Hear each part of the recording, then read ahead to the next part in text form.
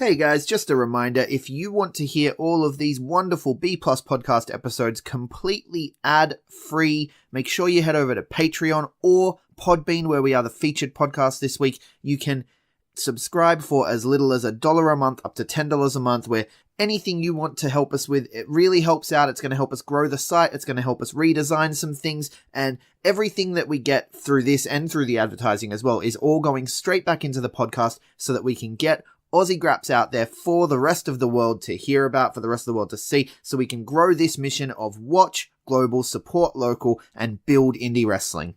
So if you want to be a part of that and get some really cool rewards like call-in shows, bonus episodes, ad-free like I mentioned, then head over to patreon.com/theb+ and subscribe today. Ladies and gentlemen, this is the main event of the evening. Hold one, Andre! You're not good at this. Get out. Let me tell you a personal story about Vince McMahon. You just made the list! Oh my God! Sorry, no speak English. Dummy! Goodbye and good night. Hold two, on bar! It's still real to me, damn it! Dummy! This is the worst town I've ever been in. Hold three, Lamas covers, three-handle family Gradunzo. Mamma mia! And now,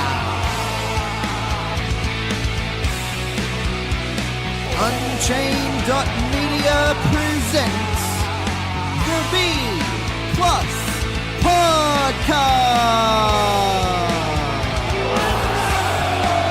with your host, Greg Unchained. It's me, Austin! It was me all along, Austin! number four, armbar. I will never retire! I still got 200 more. I got 200 more holes to list. Good afternoon, ladies, gentlemen, non-binary friends out there in the B Plus land. It is me, Mr. Mysterious, and we are here for All The Rest, the wrestling podcast that covers all the wrestling news from around the globe, keeps you guys up to date on all the latest goings on. Who's here, who's not, who's just been signed, who's left, who's injured. I break it down for you in this nice little hour-long, however long I do it, package of wrestling news. For those of you guys who don't know, we have our Impact podcast, we have our WWE podcast, we have our Kings of Sport Universe, we have our Aussie Graps podcast, which we have some bonus episodes here and there as well, because we've got a very special one this week where we got to talk to former TNA World Champion Cowboy James Storm. I had the real pleasure of interviewing him, and it's really worth your time to check out. But of course, that's for another time. You guys listening to me and all the rest here. So, breaking it down before we start, birthday news. Where would we be without wrestling news for all the rest? At the time of recording, we've got Jesse, who turns 40. Not really from Jesse and Festus, if you remember. Of course, Festus is now Luke Gallows. And yeah, we kind of want to forget that part, but when this comes out on the 24th, my God, we're just raining in the birthdays. I'm just going to have to try and quickly glance through them all. Lana turns 34. D'Angelo De Niro, 41. Jack Swagger, 37. The Undertaker, 54. We'll get to him in a second. Christopher Daniels turns 48. Epico Cologne turns 37. And Lacey Evans turns 29.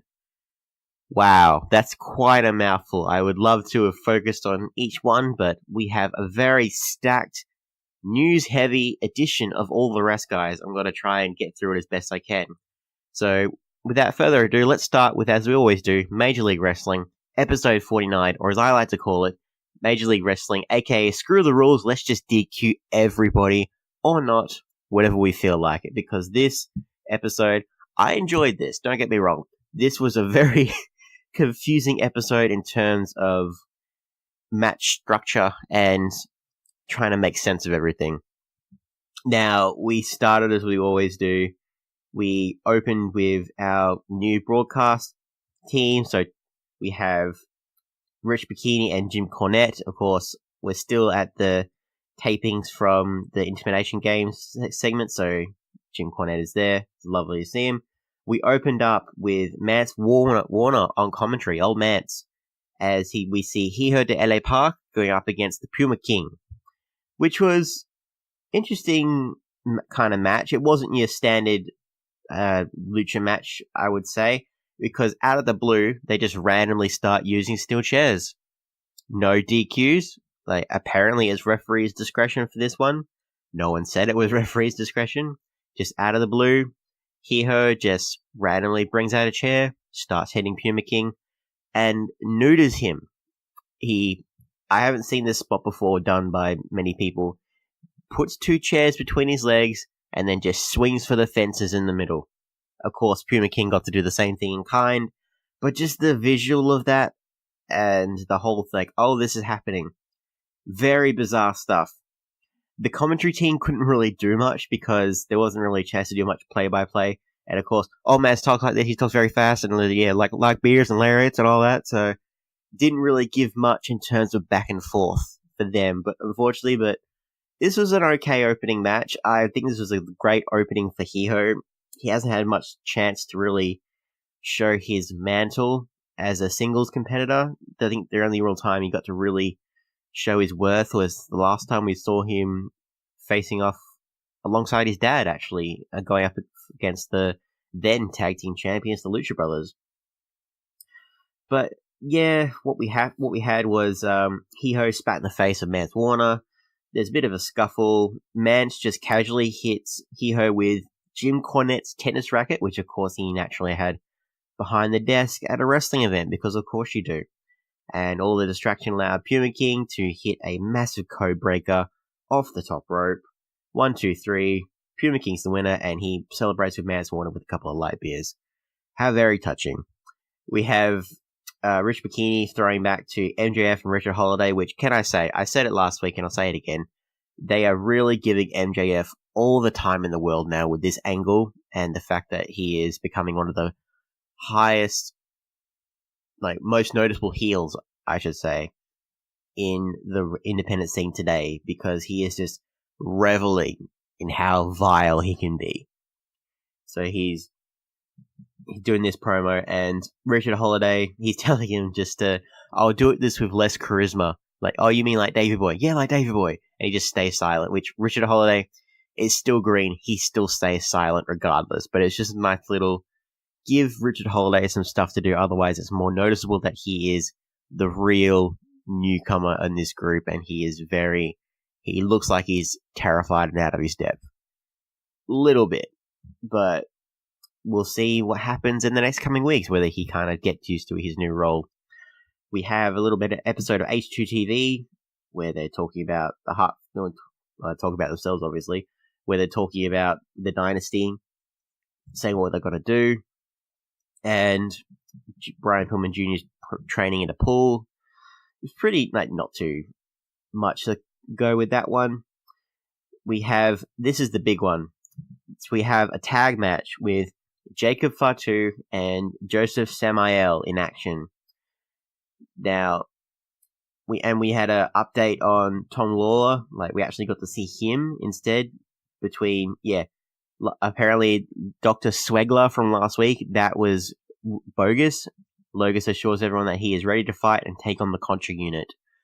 Whether he's just puffing things up or he actually was legitimate, saying that Dr. Swegler was a fake, which, listen to that call last week, I'm not kidding, it sounded really bizarre.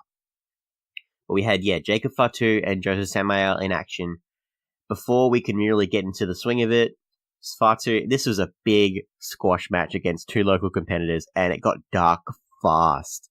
Samael got a spike out from his boot, drove it into the mouth of one of the opponents, and then, of course, immediately got disqualified. So in this match, he can get disqualified. Who cares about that?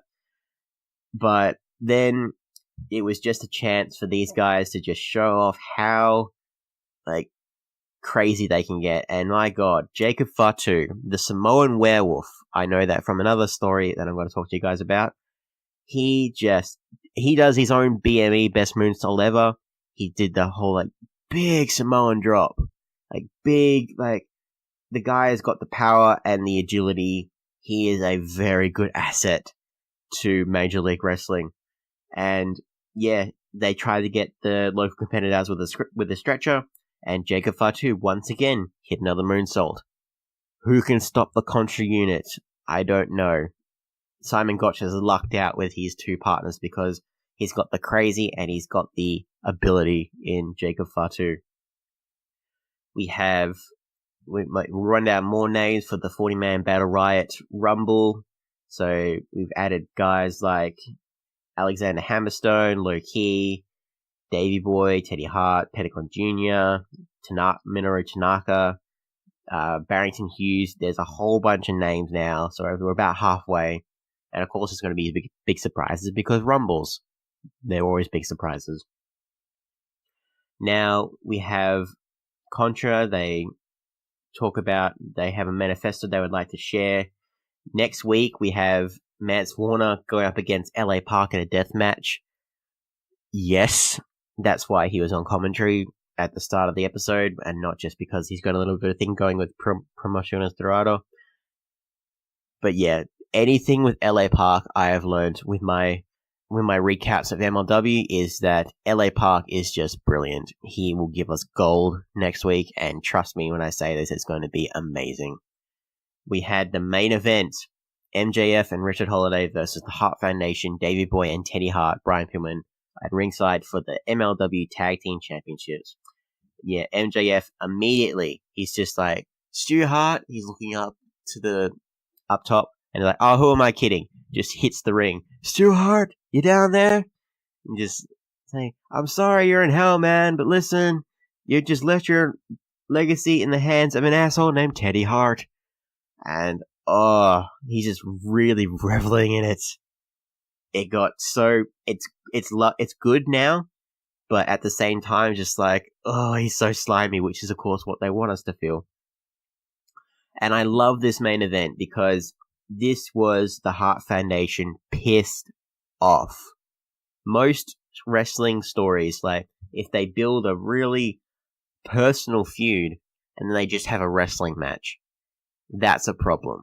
But in this one, no. Teddy Hart and Davey Boy, you insulted their granddad. They are rightfully pissed off. And there were shots, like big haymakers throughout the match, right? So, after all the insinuations and everything else, yeah, Teddy's ribs are taped up. So even after all that, and as much as how flawless that Teddy Hart always is, he did a couple of his destroyers. One of them, he landed a bit wrong, which I don't know if it was intentional. What you can kind of downplay to the fact that, his ribs are injured, because he actually landed on his back more so, and then I believe it was MJF just had to go with it and just like flop over. So it looked like Teddy Hart really got the short end of that destroyer, but he followed through. And yeah, like I said, this is an onslaught, pretty much. They were able to get their hands on the Dynasty. They were about to finish them off, get their Super Destroyer out of the way, when all of a sudden, out comes Alexander Hammerstone for the DQ. Again, another DQ, but I'll allow it for this one. Hits Davey Boy with a chair to the back, and the Dynasty, the new Dynasty, lay waste to the Hart Foundation. They were going to win the tag titles anyway. They looked like they were going to win their first defense, and this was just a DQ victory. But remember last week how we said that Alexander was on the phone with Dynasty? This is this. So he is the newest addition to MJF and Richard Holiday's new faction. Perfect. This is perfect for him. That MLW actually released an episode, a little vignette before, like, leading up to the next week's event. And he is a great talker. He can talk alongside MJF, which is what that group needs, because Richard Holiday is a terrified mouse. Poor guy. I don't mean to sound like I'm bashing him. But yeah, then they celebrated in the ring, just beating the Hart Foundation until next week. And we have Alexander Hammerstone going up against Brian Pillman Jr., Myron Reed going up against Gringo Loco, and of course the death match between LA Park and Mance Warner. That's going to be great. Check and tune in to your latest episode of MLW because it's getting great. It's getting bigger and better. Like, no joke, I can't do it justice sometimes. Let's go into the All Elite Wrestling news. We have episode 143 of Being the Elite and episode 8 of Road to Double or Nothing, where I'll cover Being the Elite first. So mainly what we did with this episode was we covered the fact that we have new AAA Tag Team Champions, the Young Bucks, because they surprised everybody at the latest AAA show where the Lucha Brothers were just crowned the Tag Team Champions. And then the lights go out. And then the Young Bucks appear. And then they challenge the new Tag Team Champions, the Lucha Brothers, for their tag titles. And it was a big, global event. Cody was there. He was on commentary at one stage. This was very interesting. So we'll pretty much focus on the fact that the Young Bucks were in Mexico this whole event. We had SCU. A fan was just like, "Oh, can you please look at my match?" And they're just like, "Oh, we don't have time for your shit and stuff." I haven't mentioned this in the past few episodes. Their shtick is like someone keeps telling him, "You've changed, guys." Whether they're hinting at something later on down the line, whether they have to you know what? Let's be better. Let's be better. Then we have Joey Ryan. He's back from his trip from World Series Wrestling. He's again getting accosted by people, and everyone's asking him, where the hell is your wife? Why isn't she looking after you? He is terrified of everybody at this point. Chris Jericho gives 2 different calls to Nick and Matt Jackson, saying that they are the real highlight star of the Young Bucks, trying to cause a little bit of controversy. The Young Bucks know exactly what Chris Jericho is doing because they didn't talk to each other about the calls, but they know that, oh, he must want something from you. They know him. And this is the worst time to have the Young Bucks separate because they have been a tag team forever. They have won all their gold together forever. And when you've just set up All Elite Wrestling, which is going to focus on tag team wrestling, don't scare us. Don't scare us. In a couple years' time, sure, separate them. Have a spat between the brothers. Do all that. But I really cannot see All Elite Wrestling with the Young Bucks separated. Now, of course, they're going into Double or Nothing as a tag team. Of course, as AAA champions, they might be still have the gold by then, who knows. We have auditions for a librarian. This was a nice little thing, Cody's just talking to the Young Bucks saying, "I can't believe this gimmick, what a load of shit, let's see if we can get this over. Hi guys!" And it becomes an infomercial. Now, the Young Bucks, the Elite, do you have what it takes to be the librarian? So, tweet your video to @AEW Wrestling using the hashtag the librarian. So it would be a maximum length of 60 seconds. Record your video telling the Elite why you should be the librarian, and you will be a part of Being the Elite. I'm sure you can still advertise now. Very weird.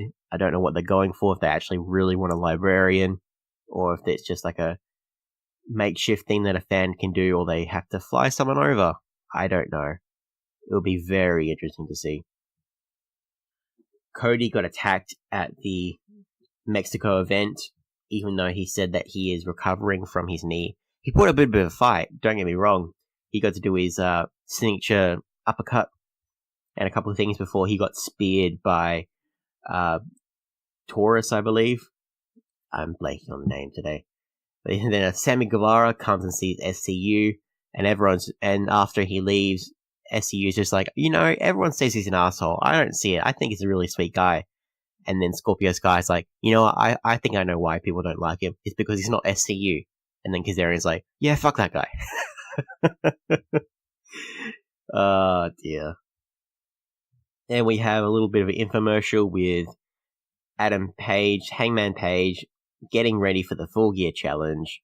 And yeah, we're just covering the moments leading up to the Young Bucks becoming the new tag team champions, and Cody has, like, MJF talks to Jimmy Havoc, he's just being an asshole, and for some reason, it looks like Cody can hear or realizes how much of a dick MJF is. That's the implication anyway.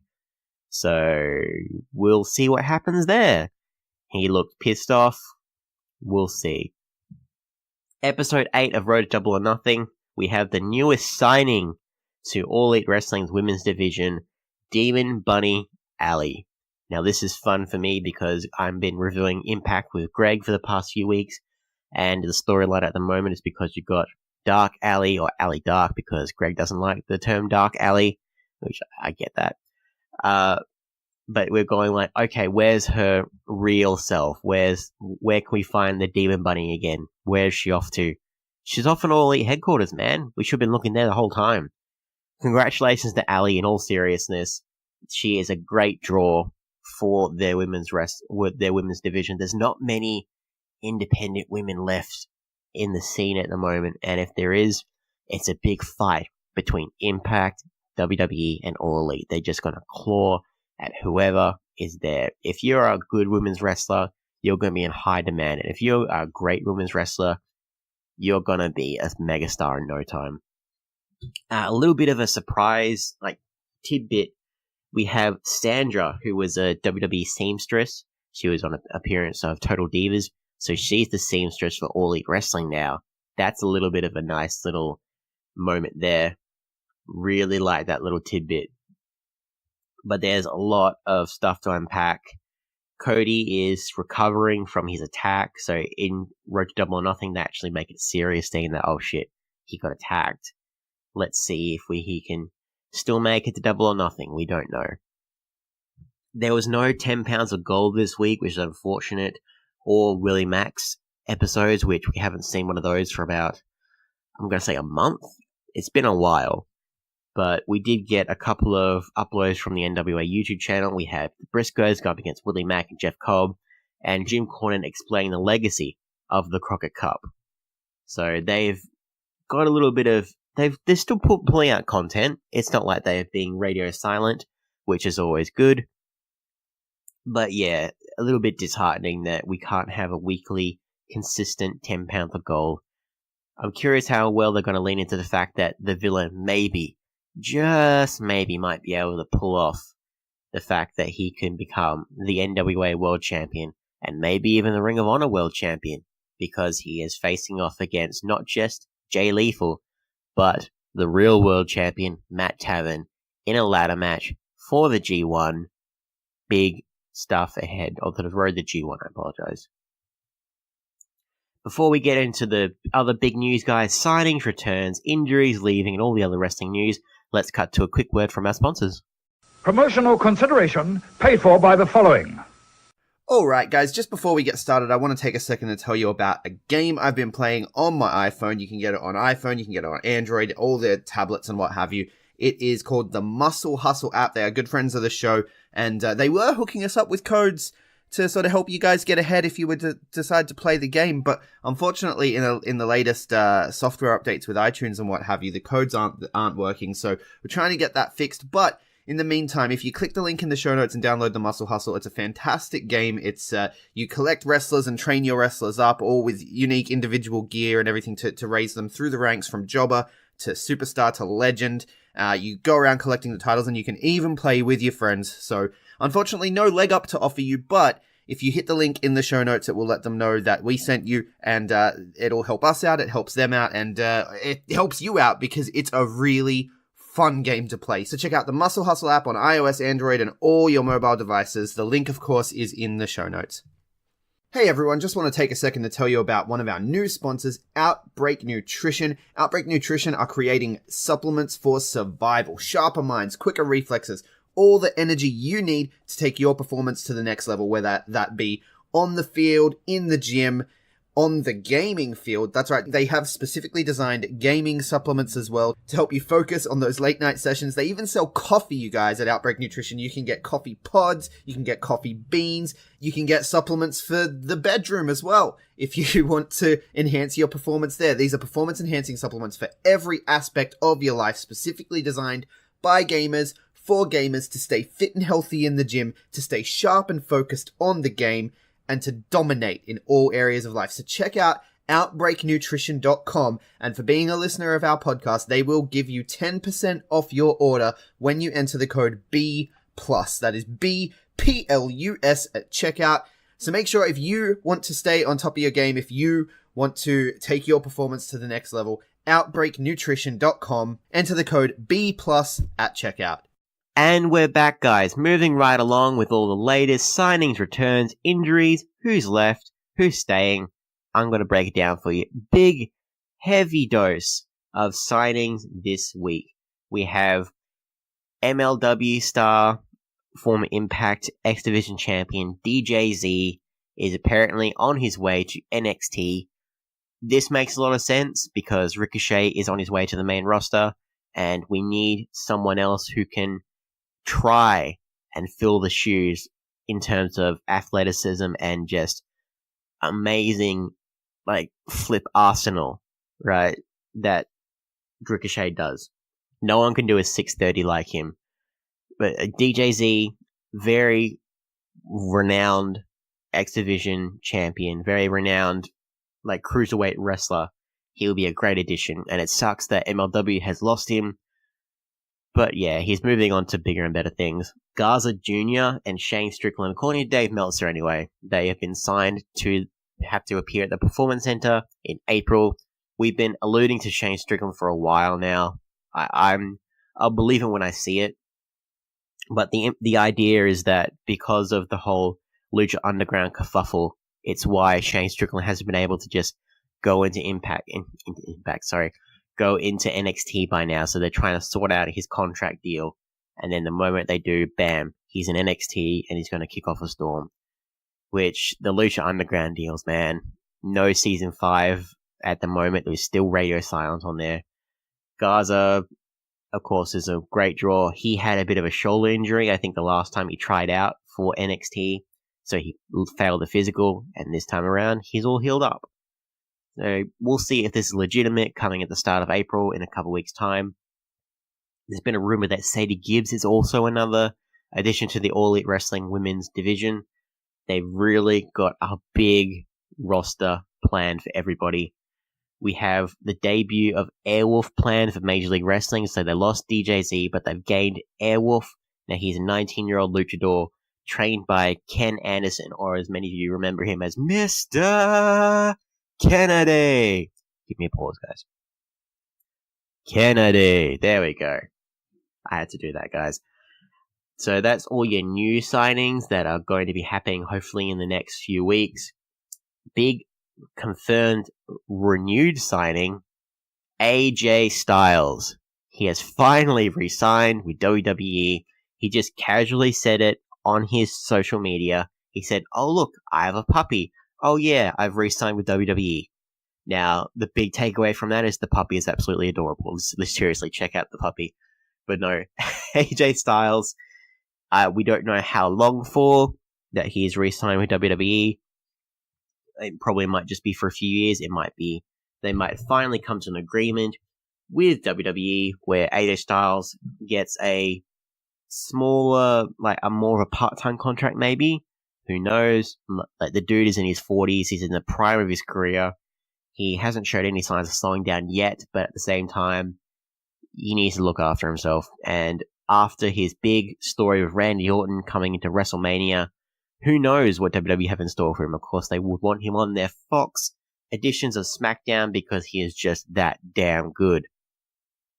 In terms of returns, guys, John Cena is, according to Dave Meltzer, we mentioned this a couple weeks ago, that he is in the area of WrestleMania. He's going to be promoting his new book, but according to Dave Meltzer, he is confirmed to have a singles match against, we don't know, but the implication is that John Cena should be hopefully a part of WrestleMania, which You would like to think.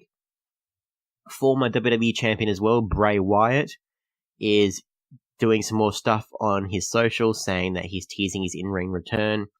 He did a weird quote about news from the horse's mouth. New and improved Wyatt family compound preparing my daughter's mini horses for the Battle of New York. Life is good, man. Whether he will be back in the cult leader gimmick, whether he's got a new faction now, will we finally see Sister Abigail? I don't know. I would love to see Sister Abigail because that would make so much sense to Bray Wyatt's ramblings. The Undertaker has been teased, maybe, to be appearing at WrestleMania. There's no news yet about his matches coming up, but his image was appearing on the production bus that was going around promoting WrestleMania for this year. And aside from him, all the other stars on the production bus were current stars who actually have positions, have spots in the WrestleMania card. This is just, it could be nothing. Like we said, Undertaker has no word from WrestleMania just yet. He does have word from another promotion, which I'll touch on in a second. But yeah, if it feels way too rushed if they're going to suddenly like, oh, he's got a match now. Because at least last year, he had John Cena constantly trying to call him out. In this one, at most, he's going to just probably show up and announce for the next WrestleMania what he's going to be doing. Whether it's against, I don't know, another legend, which we'll get through in a second. Low Key, the professional, has gone on the latest press pass podcast for Impact and confirmed he has answered the challenge of Conan and LAX. So at United We Stand, it will be LAX, accompanied by Conan, versus Promociones Dorado. We have Ricky Martinez and Low Key, accompanied by Selena De La Renta. This is gonna be good. It's been a couple years since we've seen Low Key in Impact Wrestling, and 5-time X Division champion. He's at a TNA original, right? He had the very first match in TNA wrestling. Let that sink in, guys. And that was nearly 17 years ago.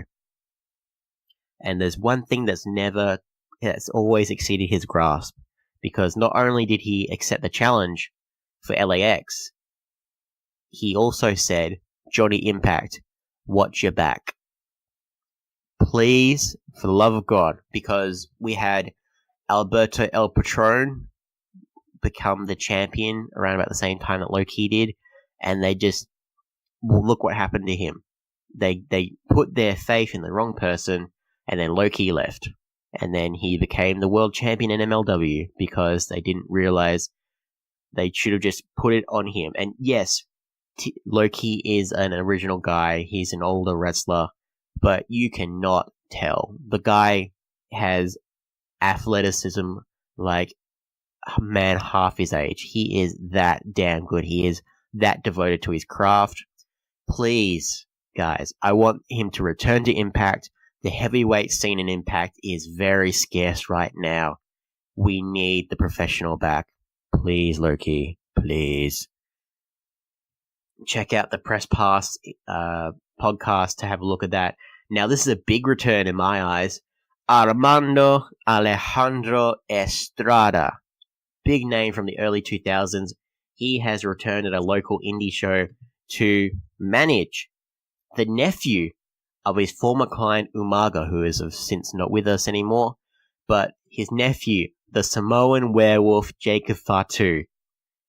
If you have a look at Jacob Fatu, the kid is like a new and improved Umaga. He's got the same build as his uncle. He is, of course, the son of the Tonga Kid, and his other uncle is Rikishi, so they're both big boys.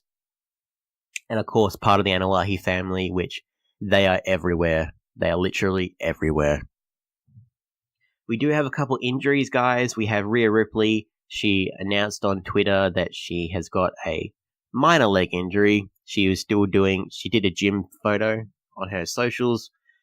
So this is probably just to cover some ongoing injuries.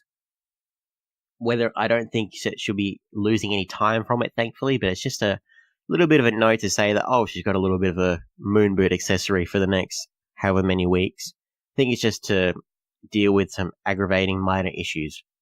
But I will say, we have updates on people, so more people are getting off the bench rather than being putting on the injury list. So I'm really happy to say that Chelsea Green, we mentioned her last week, she's going to have about 6 weeks off with her hand injury, which by the time I'm recording is probably more like 5. Eventually, we'll see her back in the NXT ring, and hopefully she'll get a nice little spot. And Flip Gordon has been cleared to wrestle, and he's been confirmed to be a part of the Baltimore show March 31st, Road to G1. He's put on his socials, I just saw the doctor, I passed all the tests, and I am officially cleared to wrestle. Flip has been a big breakout star for Ring of Honor, of course, a former member of the Elite. He'll do wonders for their roster moving forward. And in terms of people who are leaving, guys, we do have a couple sad retirings and people who are on the outs. The Good Brothers, Luke Gallows, Carl Anderson, they have chosen not to renew their contracts. Of course, they're not out of WWE just yet. We've still got, I think, till September. But who knows? We might see them back in Japan. They might be a part of All Elite Wrestling. They're getting on in years, guys. Like, they need to make a decision now. If WWE aren't going to use them for anything, let them roam free and prove why they were the best tag team for the Bullet Club. Why Carl Anderson was the mouthpiece of the Bullet Club. Let them prove that.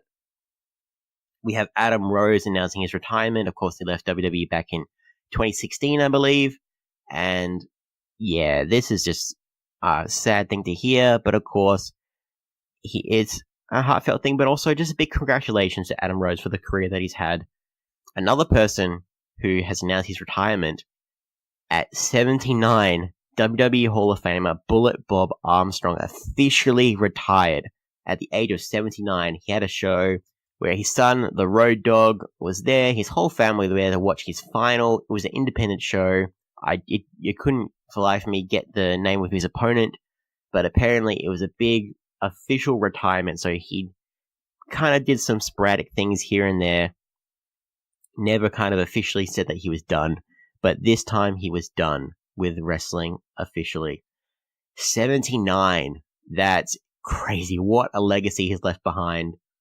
Of course, he's appeared in other places like Impact, where he had a arm wrestling match at Conan. Historic stuff. It only just appeared on their YouTube channel last week. Go check it out, guys. The dude is a unit, even back then.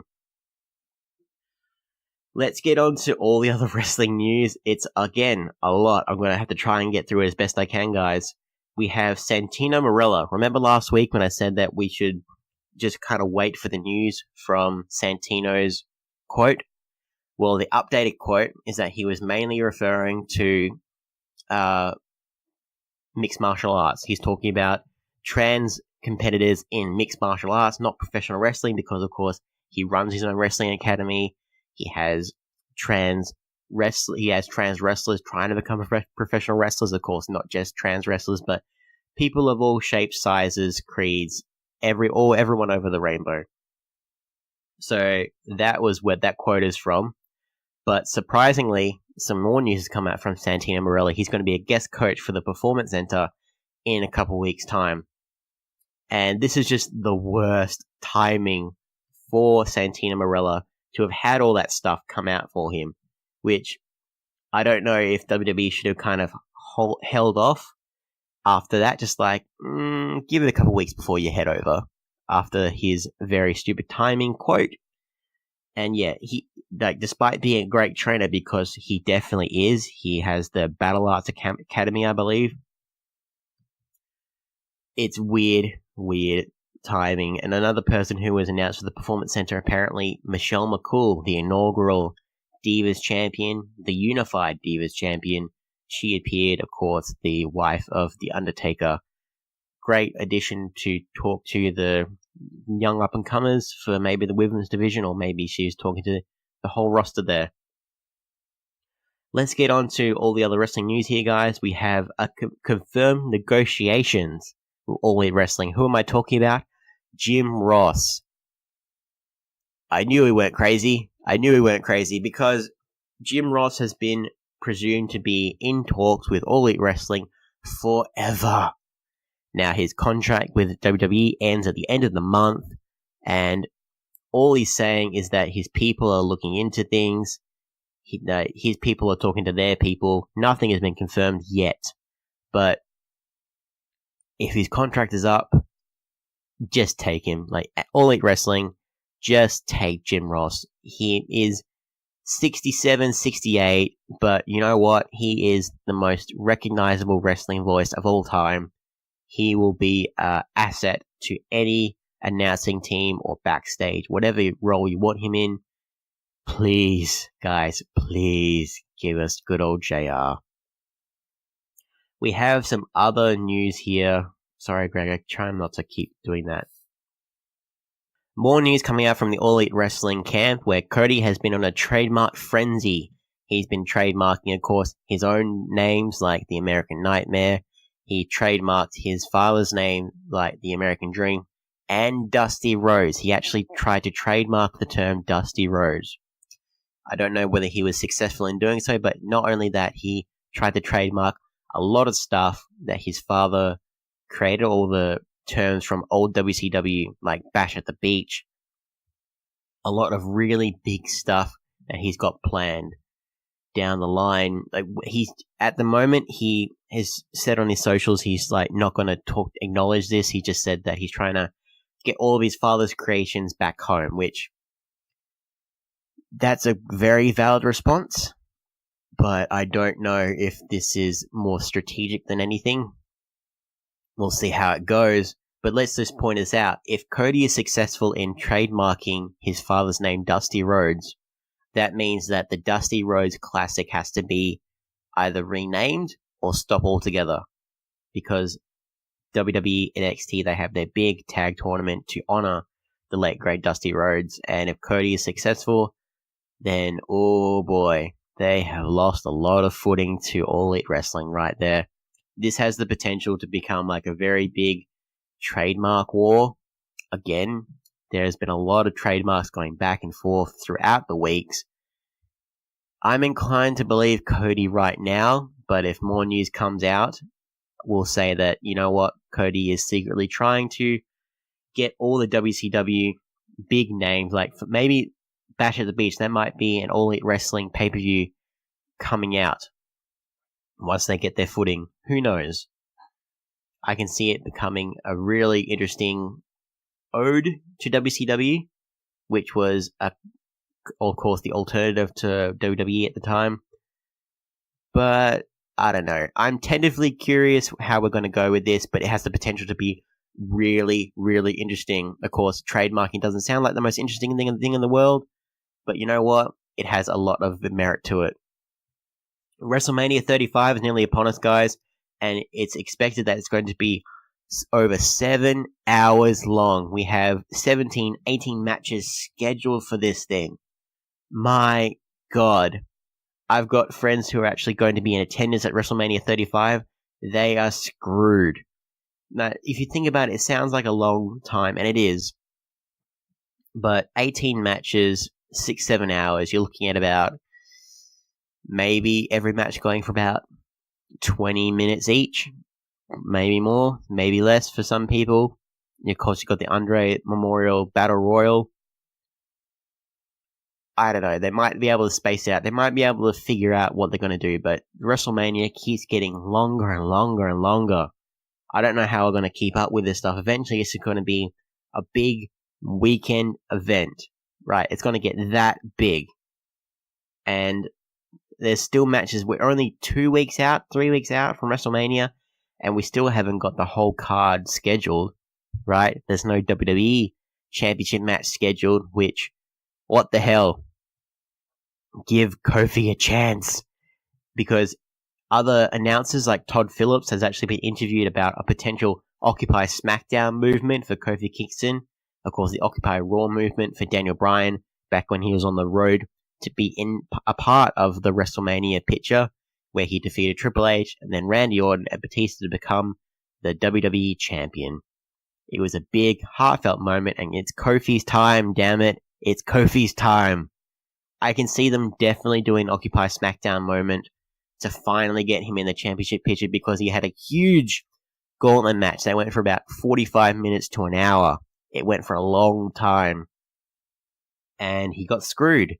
He beat 5 stars, and then Mr. McMahon brought out the new Daniel Bryan, who put him away for good, and we don't have a World Championship match yet between Daniel Bryan and a contender, so I don't see them going any other way with this. And I'm not sure how far they will go down the racist tone. It's very... They've towed the line right now, like, is it a work, is it a shoot? As long as you're entertained, it shouldn't really matter. But I feel like they're really going to acknowledge some things because the New Day have been teasing they're leaving, and they're not going to be leaving because they make all the monies for WWE. But they're teasing the storyline. They're saying, people like us will only get so far. That's a quote from Big E. Oh, if you look at the history of world champions, there is grounds for these kind of comments. I don't want to outwardly say who may be racist here, so I'm not going to, but there is a lot of material to work with if they go down this route, and I'm not sure how well they can toe the line with it. So WWE, be careful. Just give Cody the match. Give Kofi the match. Damn it. Of course, WWE has big news planned for not only WrestleMania, but for later on down the line. We have news that Undertaker will be apparently a part of more Saudi Arabian shows. This makes sense because if you're not going to have him for WrestleMania, apparently WrestleMania isn't the biggest event for WWE anymore in terms of financial gain.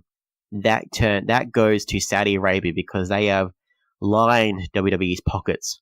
Now, I don't like to talk about Saudi Arabia much, but I'm just saying that it looks like WWE are trying to, like, this relationship is still going on despite how much we hate it. And Undertaker, it looks like because he's just turned 54 by the time this comes out. It looks like he's looking where the money is, and if WrestleMania can't really do that for him, even though he's synonymous with WrestleMania, I don't know, like, this might be, he might only just appear on the Saudi shows, and then he'll have a final WrestleMania match down the line. We can, ideal world, at this WrestleMania, he announces who will face for next year, have a couple of Saudi shows, and he'll finally retire. Because we can't keep doing this. He needs to go out on a high. He's the last character that WWE have, the last real character from that era that they have left, and you just want to see him looked after. Other news later on down the line from WWE, when they finally have their Fox deal go through, there's been talks that the Beast Incarnate, Brock Lesnar, will be a part of the SmackDown roster. Whether he will stick around after WrestleMania, he's got his fight with Seth Rollins for the Universal title. Will he lose the title? I bloody hope so. But it might not be the last we see of Brock Lesnar with WWE. And they actually teased, this news was the real shocker, that he would become a regular on SmackDown. I don't see that happening, but the fact that if this Fox deal, which again is going to make all the money, they want to make this SmackDown, this new improved Fox SmackDown, all about the sports aspect, all about the sports entertainment aspect, where it's a proper athletic promotion, proper athletic show, where they can lead the sports entertainment to Raw, and SmackDown is where they want to bring people like Ronda, they want to bring people like Brock. I'm not sure, because they're promoting Brock as being a part of the SmackDown roster down the line, and he'll be making an appearance on SmackDown.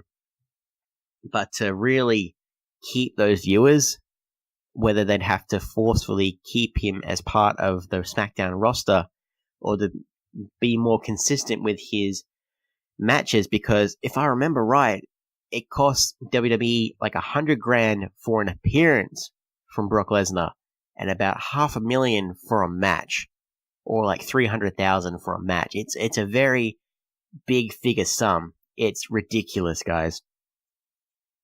How far they were willing to go through kayfabe, like last time when Brock Lesnar finally lost the Universal title to Roman Reigns, saying like he doesn't show up, he doesn't care, and they want us to try and forget about all that and do it all again with Seth Rollins saying he doesn't show up, he doesn't care. Another person who just does not care about your kayfabe, Ronda Rousey. She's actually selling t-shirts now about killing kayfabe. If everyone was wondering like how serious her stuff was, whether this was her real, like, this is all like kayfabe killing 2.0. This isn't like how she really feels, or maybe isn't to some extent. But this is all for the story, for WrestleMania, the main event. Like, this was, if you had any doubts, that story is kind of proof positive. We do have some other news outside of WWE land. We have Impact Wrestling have announced their partnership with OVW, their renewed partnership. For those of you guys who don't know, Ohio Valley Wrestling, which is brought out some of the best talent that WWE have produced, like Randy Orton, John Cena, Batista, Brock Lesnar, all those guys, you might have heard of them. They have re-entered into an agreement with Impact Wrestling back in the late 2000s, I'm going to say. They had a deal where their equivalent of NXT was OVW. And at the time, it was a blatant rip-off of WWE, and it is now. But they didn't need to. Impact Wrestling didn't need to do that partnership, and it didn't really go anywhere back then. And since then, OVW have had a working relationship with Impact Wrestling. They had their Clash at the Bluegrass event, sold out, big reception from those guys there. And it looks like, yeah, they're just, with the way that NXT's been going, Impact Wrestling, they're like, you know what? We'll get on this train. Let's keep this going. This is a great move for Impact Wrestling. I really look forward to seeing the new talent, the new up-and-coming talent they can get. Because the independent scene is becoming scarcer and scarcer. And it's a war for anyone who is not signed, I should say, that everyone wants a piece of everybody. And if Impact can have a consistent pool of talent to draw from Impact Wrestling, from OVW, which is now owned by CEO Al Snow, and the idea is to entrust their developmental talent with the true lifeblood of professional wrestling in Impact Wrestling, which is a very bold statement. Very bold from Al Snow, but it has the potential for Impact Wrestling to really gain its footing and get into and to still be considered one of the best platforms out there for a star. With All Elite Wrestling, who knows what will happen next, guys. Our final story coming out from WWE camp, we have Matt Hardy, who has since returned to SmackDown with his brother Jeff. He's pitching an idea to Backstage Creative that he wants to play all his characters. He is on Instagram calling himself the multifarious Matt Hardy, and he wants to be version 1. Like, he wants to be the money Matt Hardy. He wants to be broken. He wants to be, what other versions of Matt Hardy have there been? Jesus, there have been so many. When he was the scorned wrestler with the Edge Leader storyline, if that was a version of him, when he was just pissed off. Let's say it was, for the sake of it. Matt Hardy just wants to be all the characters, guys, in terms of professional wrestling. It's very bizarre. We have news out of Rise Wrestling. Their legendary event is going to be the biggest women's event of all time, where they're going to have pretty much every independent wrestling women's wrestler who isn't signed with WWE yet, or Impact yet, or All Elite. Some of them are, but everyone who is not, and it's going to have as many women's wrestlers as possible, guys. This thing is main evented by the champion Mercedes Martinez going up against Kylie Ray in a no rope submission match. Like, it's going to be a big deal, right? It's going to be bigger than Evolution. It's going to be bigger than anything we've seen before. I can't believe what this thing is just like appeared out of nowhere, and it's going to be incredible. You've got names like Allison Kay, Veda Scott. They're going to be hosting the event, but you've got names like Su Yung, Gail Kim, Ali, Alicia Edwards, Penelope Ford, Shotzi Blackheart, Delilah Doom, Shazza McKenzie from Australia, represent, Chris Wolf. You know, guys, and this, of course, this is her farewell match as well, because she's been in talks about retiring from concussive injuries, just ongoing injuries that have just culminated in her having to leave wrestling. This is a great thing for professional wrestling, guys. I look forward to it. More women's wrestling, please.